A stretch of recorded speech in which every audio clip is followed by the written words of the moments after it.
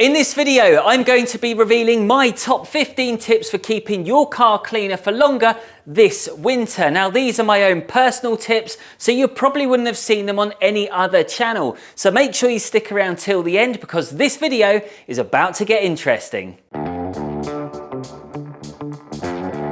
Tip 1. Stop waxing your car. No, this is not a joke. There is genuinely a valid reason behind this. Let's just say some of you may have even been in this situation yourself. When it's freezing cold, you're outside and you're waxing your car later in the afternoon and you're getting this moisture build up. You may have perhaps had the engine running and it's kind of warmed up underneath, and then you're applying this cool wax in very cold conditions. What you then find after that is you get a build up of moisture. And after a while, you soon realise, hang on a minute, there is no way I'm going to be able to wax this vehicle. It could be streaky, it could leave some awful marks, and then by the end of it, you've been completely deflated and you just simply don't want to carry on. Believe it or not, there is a superior alternative, and it comes in the form of a ceramic foam sealant. If you've never heard of them before, they're basically a quick and easy way of protecting your vehicle without spending hours trying to buff all the wax off. Now, this one just so happens to be one of my favourites. It's from Yum, it's called Foam Plus.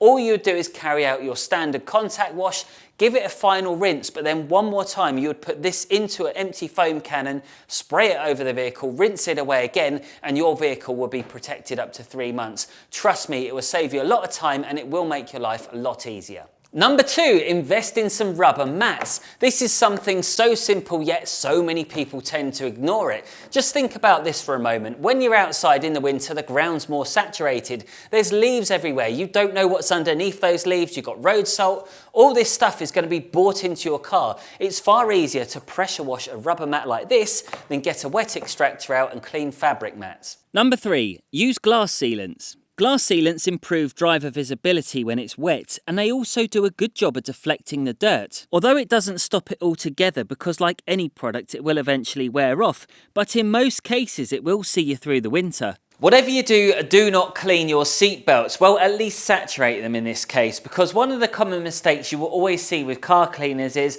they think it's a good idea to soak the seat belts. I've seen whether people use pressure washers or wet vacs, there's always going to be a scenario where they've just gone a little bit over the top. The problem is it's all well and good doing it in the summer, but come winter time, it's very hard to get these dry because these seat belts, for example, if I was to clean this area here, saturate it because I was trying to get rid of some stains, it would then retract back behind the panels, and then after a while there's no air circulation getting around it.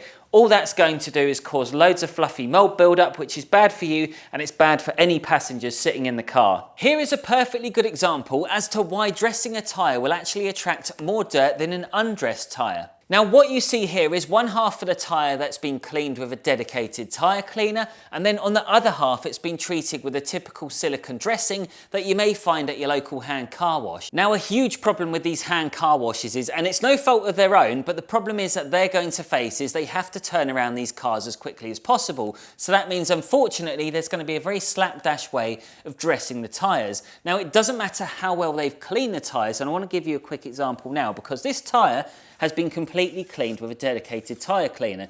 You can see I'm wiping it. There's no dirt on here, okay? Now watch what happens on the same tyre that's been dressed with a contaminated brush. You ready for this?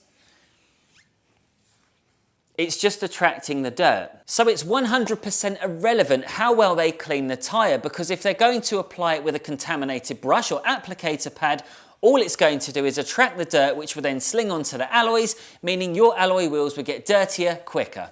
Number 6, line your cup holders. This area is a breeding ground for bacteria from rubbish, drink spillages, dirt off coins, and the worst part of it is each cup holder contains thousands of dead skin cells, which means cleaning them isn't the nicest of tasks. So to save time, line them with a silicone cupcake holder, or better still, use round cotton pads as they are highly absorbent and they're cost effective. With endless potholes becoming a major problem in the winter time, you're going to find roadworks will be more frequent, which means you will find that the tyres are going to be picking up that road tar, flicking it onto the lower third of the vehicle, which ultimately becomes a massive dirt magnet. A quick and easy solution is to go and get some road tar remover. It's perfectly safe on the paintwork and it's a simple spray on, dwell and wipe off process. If you have a dog like me, then you would know just how messy they can get in the winter, so getting yourself a boot liner is important. Now, I don't have one myself, but I carry extra towels and have a rubber boot flooring, which is the next best thing. Whatever you do not mix your cloths in the wash. So I do 4 separate washes, one for interior cloths, one for bodywork, one for drying towels, and a separate one for my glass cleaning cloths. Now, one of the biggest issues you will face if you decide to mix them all up is, and I do want to give you a quick example, is I have a glass towel here, which never has any chemicals on, and then this one here for the interior is going to have all sorts of interior chemicals, which means there could be a lot of grease and nasty things built up within these fibres. When I mix them together and put them in a wash, there is zero guarantees that I'm going to get rid of 100% of the dirt, which means that there's a high risk that there could be some cross-contamination. So when you go to clean your glass and you start looking at it going, hang on a minute, I've got smeary windows, that could be one of the reasons why. Tip number 10. Keeping your car clean this time of the year is a massive task for many of you, especially if you're a parent like myself. I mean, my kids are forever bringing in mud and snotty tissues and all sorts into the car. So I like to keep a few of the bare essentials to hand just so I can keep on top of things. So what do I really keep on me? Well, I've got a packet of microfiber cloths.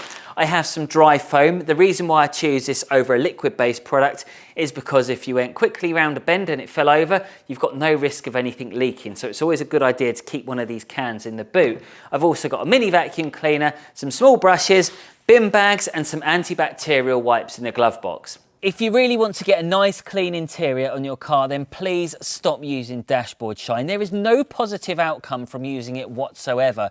All it's going to do is spray silicone all over the dashboard, right where the vents are. It's going to blow up and circulate all around the car, get on the windows, and in fact, all it's really going to do is attract all the dust. There's no anti-static properties in it. Honestly, if you want to get a nice, clean, sensible finish, just stick with an interior cleaner. This next one is an obvious choice, and it's getting yourself a car cover. If you are somebody who has to park underneath a tree, especially during these winter months, you're going to find it very difficult to keep it clean. You've got all the twigs blowing off, the leaves, you're going to get algae build up where it's just going to sit there.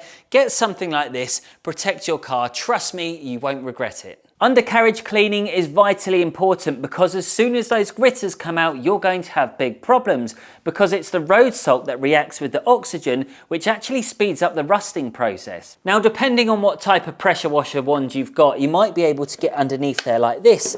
However, if you can't do that and you do have a patio tool, there's a really cool trick because you can put it upside down, slide it underneath the car, and then when you press the trigger, the spinning arm's going to be able to blast that water up. Now, alternatively, if you did want to try and protect it afterwards, you could try and put your hand under there with a foam cannon. You probably won't be able to cover everything because it's hard to see what you're doing, so you've just got to take it with a pinch of salt. Tip 14. Stop using air fresheners. Yes, your average household stuff may smell nice, but does it actually do anything? The answer is no. However, a deodorizer, on the other hand, will last 10 times longer than your traditional air freshener and be able to neutralise any of those nasty smells. This tip goes without saying, and that is just giving it a regular wash. Remember, the more you keep on top of it, the easier it becomes. If you've got any top tips, let us know in the comments. Now, if you're somebody who wants to level up on your detailing, then I have the ultimate beginner's guide that you can go and watch right here.